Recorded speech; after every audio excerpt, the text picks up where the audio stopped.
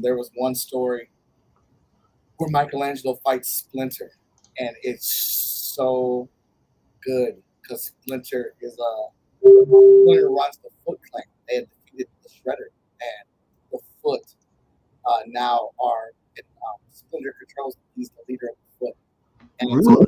yes, it was the Foot and the Turtles living and practicing together and everything, and they rescued these orphans. And Michelangelo and the Turtles were taking care of the orphans, and Splinter looked to the Turtles and said, "Tomorrow morning, get the kids ready. They're going to become part of the Foot." And the Turtles looked at each other like they wanted to say something, and they didn't. They said, "Yes, yes."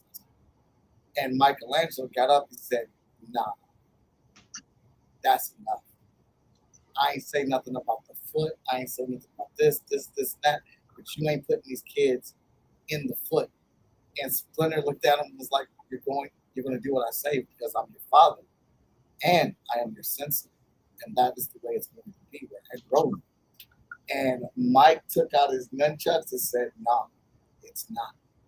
And went to work with Splinter, like to the point where Splinter was like, "This is the best that Michelangelo has ever been, going head to head with."